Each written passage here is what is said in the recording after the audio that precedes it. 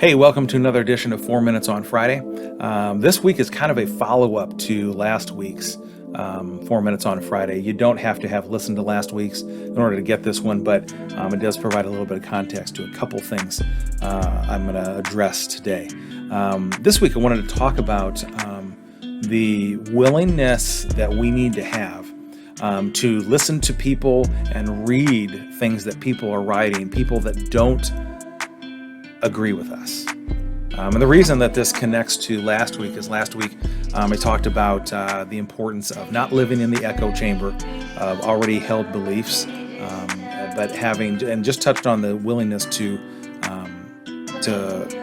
listen to other people that might not agree with us, not so that our minds are changed about anything, but so that we don't end up existing in the echo chamber continually.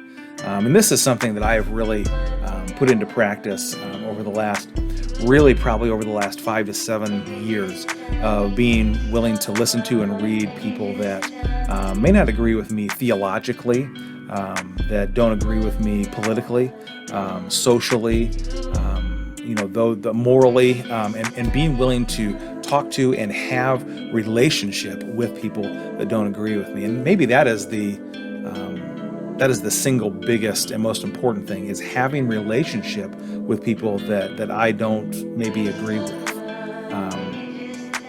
Just from a Christian standpoint, a Christ follower standpoint, a churchgoer standpoint, I think that this is probably that having relationship with those that don't agree with us.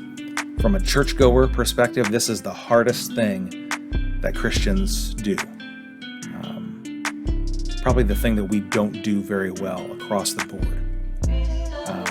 We are willing to, a lot of times, and if this isn't you, great.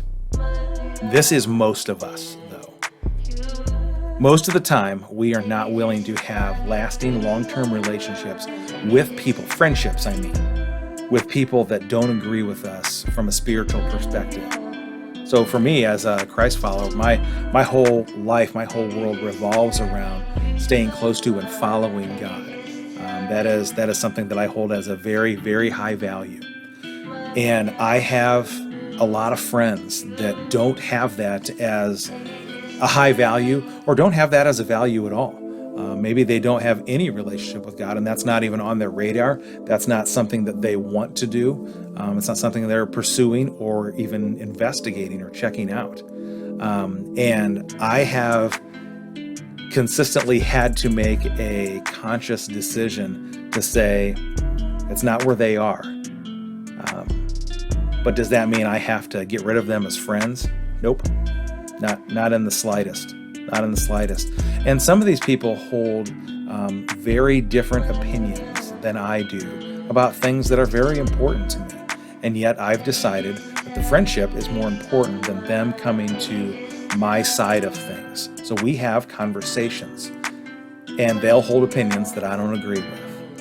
Now, the only way I think that we as people, and this is not just a Christian issue, this is across the board. Right now, politically, the divide is significant. And if you're not in one camp or the other, so if you're not on one particular side of an issue, there are those who will say anybody who's on the opposite end, you can't talk to, you can't have a relationship with. And I think that is utter nonsense. And the only way that you and I get to the place where we decide that it is okay and important and valuable to have conversations with people that don't agree with us is if you regularly expose yourself to those kind of conversations. It doesn't happen in a vacuum. You can't do it by yourself. You can't do it just by trying to psych yourself up and say, all right, I'm going to have a conversation with someone that I fundamentally disagree with on almost everything, and then jump into that conversation and expect it to go very well. It's not. It's going to go very poorly. You and I have to continually expose ourselves to those that don't agree with us. To have conversation, and maybe it begins with you watching a YouTube video of someone that you fundamentally don't agree with, reading a book that's written by someone that you fundamentally don't agree with. See, that muscle of having mature, honest conversations and not feeling like you have to walk away mad because they disagree with you. That is a muscle that has to be grown over time.